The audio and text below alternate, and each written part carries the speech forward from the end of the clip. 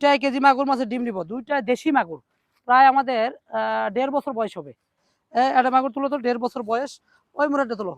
হ্যাঁ 1.5 বছর বয়স আমাদের মাগুর মাছের, দেখেন ভালো করে ধরা পারবেন, যাতা বড় লয়। এই যে আমরা মাগুর মাছের ডিম নেবো, অলরেডি আমার স্যালাইনটা গুলে নিচ্ছি। হ্যাঁ স্যালাইনটা গুলে নিচ্ছি অলরেডি। হ্যাঁ এটা গাবলা সেটিং করে নিতে হবে। এখানে হাতে একটা কাপড় নিতে হবে যাতে পানি না থাকে। আমরা সকালে দেশি ট্যাংরা ডেলিভারি দিলাম, তারপরে আপনি গলসা ট্যাংরা ডেলিভারি দিলাম, কালকে আছে শিং, পরের দিন আছে গুছি, তারপরে সেদিন শোল ইনজেকশন করছি, শোলটাও আছে, শোলের বাচ্চাটাও বের হয়েছে অলরেডি। আমরা এই দেখেন অলরেডি আল্লাহ ভরসা শুরু করে দিছি।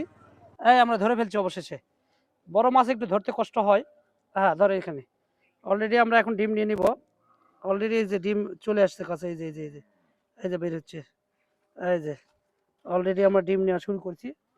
এই এই এই ডিমটা নিয়ে নিচ্ছি আমরা।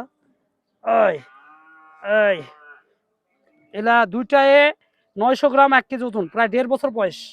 আমরা এলা ব্রুটের জন্য রাখছিলাম, আমরা ব্রুটের জন্য এগুলো রাখছিলাম। এই এই অনেক ডিম বাড়াবে একটা মাছের থেকে। আমার একটা আইডিয়া প্রায় 1 থেকে 1.25 লাখ ডিম বাড়াবে আর কি। মানে আমরা সব নিব না, পিজিতে বাচ্চা করা একটু কম নিব আর কি। এই অলরেডি শুরু হয়ে গেছে। এই বাড়াতেই আছে, এত মাছের ডিম বাড়ায় না, ছোট মাছগুলো এত ডিম বাড়ায় না। প্যাট খালি হয়ে গেছে, কিছু নেই আর পেটে, দেখছেন।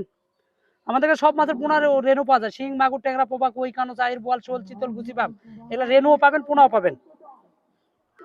এটা ডিম নেওয়া আমাদের হয়ে গেছে অলরেডি। এটা এখন সকালে বাজারে যাবে, সকালে বাজারে যাবে।